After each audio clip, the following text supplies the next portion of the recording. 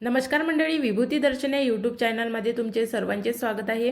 आपल्या सर्वांना माहीत आहे, आपण नवरात्रामध्ये अखंड ज्योत लावत असतो। देवी समोर आपण 9 दिवस ही अखंड ज्योत सतत चालू ठेवतो। पण कधी कधी असं होते की नकळत आपण कितीही लक्ष दिलं तरी ही अखंड ज्योत आपली विझते। त्यामुळे ही आपली अखंड ज्योत विझू नये, आपण जो देवीसमोर दिवा लावतो तो दिवा आपला 9 दिवस अखंडपणे सुरू राहावा यासाठी आजच्या व्हिडिओमध्ये तुम्हाला माहिती सांगणार आहे। त्यासोबतच हा अखंड दिवा कोणत्या तेलाचा लावावा आणि वात कोणती असावी आणि हा दिवा कोणत्या स्त्रियांनी लावू नये आणि कोणत्या स्त्रियांनी लावावा, तर याची संपूर्ण माहिती तुम्हाला आजच्या व्हिडिओमध्ये मिळणार आहे। व्हिडिओ शेवटपर्यंत बघा। चॅनलवर जर तुम्ही नवीन आहात तर चॅनलला सबस्क्राईब करा, बेल आयकॉनला प्रेस करा, व्हिडिओ जास्तीत जास्त लोकांपर्यंत शेअर करून व्हिडिओला लाईक करायला अजिबात विसरू नका। आणि तुम्हाला काही प्रश्न असेल तर ते सुद्धा कमेंट्स बॉक्समध्ये तुम्ही मला नक्की विचारू शकता। चला तर व्हिडिओला सुरुवात करू। आपल्या हिंदू धर्मामध्ये नवरात्राला विशेष महत्त्व आहे आणि या नवरात्रामध्ये आपण माता दुर्गेच्या 9 रूपांचे पूजन करतो, माता दुर्गेची आराधना करतो आणि आपल्या इच्छापूर्तीसाठी नवरात्रीचे व्रत सुद्धा करतो। पण त्यासोबतच नवरात्रीचे घट सुद्धा बसवतो आणि ज्यांच्या घरामध्ये घट बसवत नसेल असे लोक आपल्या घरामध्ये देवीच्या नावाने अखंड ज्योत लावतात। आपण वर्षातून 2 वेळा देवीची उपासना करतो, एक चैत्र नवरात्र आणि एक अश्विन नवरात्र। या 2 नवरात्रामध्ये आपण माता देवीच्या नावाने, दुर्गा देवीच्या नावाने, लक्ष्मीच्या नावाने आणि देवीच्या 9 रूपांच्या नावाने आपण देवीचे वर्षातून 2दा पूजन करतो। नवरात्रीत देवी आईला प्रसन्न करण्यासाठी भाविक आपल्या घरामध्ये घट बसवतात, घटाची स्थापना करतात, अखंड दिवा लावतात, आईच्या नावाने जागरण करतात आणि 9 दिवस अतिशय चांगल्या प्रकारे दुर्गा देवीची आराधना करतात। ही अखंड ज्योत लावण्याचे किंवा हा दिवा लावण्याचे काय रहस्य आहे, तर आपल्या हिंदू धर्मामध्ये आणि वास्तुशास्त्रानुसार सुद्धा या दिव्याला विशेष महत्त्व आहे। ज्या प्रकारे दिव्याची वात नेहमी उंचावते आणि तेवत राहते, त्याचप्रमाणे माणूस देखील उंचावत राहावा आणि आपल्या प्रगतीमुळे तो नेहमी तेवत राहावा, म्हणून ही वात अंधाराला प्रकाशाकडे नेण्याचं काम करते आणि मनुष्याला त्याच्या जीवनामधून अंधारातून बाहेर काढण्याचं काम करते। हिंदू धर्मात कोणतेही शुभ कार्य किंवा शुभ प्रसंग असो, त्या शुभ प्रसंगामध्ये सकाळ संध्याकाळ आणि मध्ये सुद्धा दिवा लावला जातो। पूजनामध्ये तर आपल्या रोजचा दिवा असतोच। मग हा दिवा कोणत्या तेलाचा वापरावा? नवरात्रीमध्ये आपण जर 9 दिवस दिवा लावत असू तर तो कोणत्या तेलाचा वापरावा? तुम्ही मोहरीच्या तेलाचा दिवा वापरू शकता, तुम्ही तुपाचा सुद्धा दिवा वापरू शकता।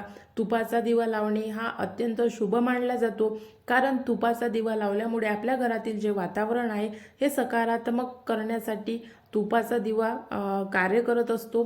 त्याचप्रमाणे मोहरीचा दिवा सुद्धा याच प्रकारचं कार्य करतो।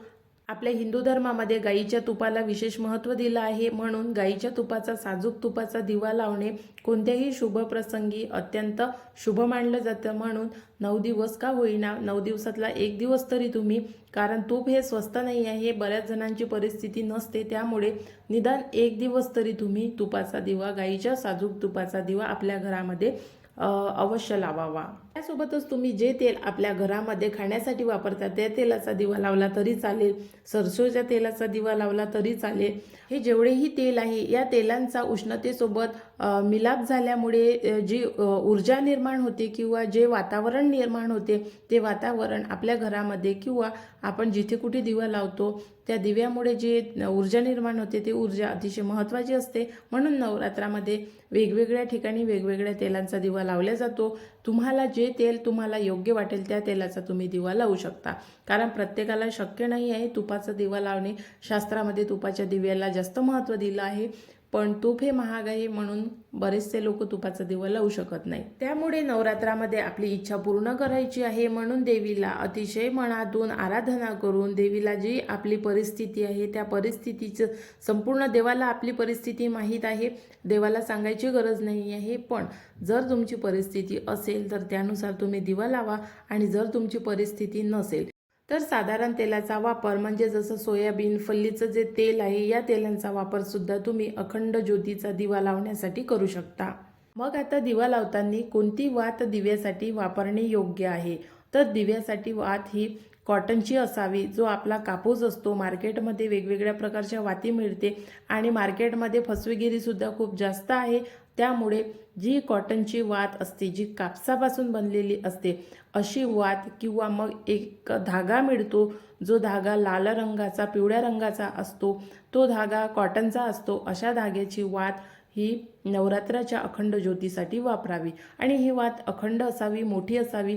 कारण दिव्याची वात जसजसा दिवा जळतो तशी कमी होत जाते. त्यामुळे आपण जी दिव्यामध्ये वात लावतो ती वात मोठी असावी, जेणेकरून इकडे जे दिव्याची वात जळते ती वात आपण मागून मग काळीला किंवा मग आपण दिव्यामध्येच गोल गुंडाळलेली असते ती वात हळूहळू करत समोर आणावी. आणि जर ही वात तुम्ही घरी बनवलेली असेल तर अतिशय उत्तम आहे. खूप चांगल्या प्रकारे घरीसुद्धा वात बनवता येते आणि खूप साऱ्या महिला ही वात घरचीसुद्धा वापरतात. फक्त ती वात हळदीने आणि कुंकवाने भिजलेली असावी. तर अशा प्रकारे नवरात्रीमध्ये अखंड दिवा लावावा. पण आता दिवा लावल्यानंतर हा दिवा कधी कधी विझतो, कधी कधी पहिल्याच दिवशी विझतो, कधी मध्ये विझतो, कधीही हा दिवा विझू शकतो. यामध्ये तेल भरपूर असते, वात चांगली असते, या दिव्याला काजवीसुद्धा नसते, पण हा दिवा विझतो. दिव्याला सर्व प्रोटेक्शन असते, पण तरीसुद्धा दिवा विझतो. तर हा दिवा कोणत्या स्त्रियांच्या हातून लावलेला असतो? ज्या स्त्रिया स्वार्थी असतात, ज्या अविचारी असतात, ज्या कोणाचाही विचार करत नाही, फक्त स्वतःच्या स्वार्थासाठी काही ना काही करत राहतात आणि देवापुढे सुद्धा अशा स्त्रिया स्वार्थासाठी हा दिवा लावतात. अशा स्त्रियांच्या हातचा दिवा नेहमी विझतो. मग तो पहिल्या दिवशी विझो, दुसऱ्या दिवशी विझो की शेवटच्या दिवशी विझो, कधीही विझो, अखंड दिवा तुमचा 9 दिवसपर्यंत चालत नाही. तो दिवा मधात कधी ना कधीतरी विझतो. म्हणून अशा स्त्रियांनी देवीपुढे दिवा लावण्याआधी दुसऱ्यांचा विचार करणे शिकावा, अविचार करणे सोडून द्यावे आणि स्वार्थवृत्ती जी आहे ते सोडून द्यावी.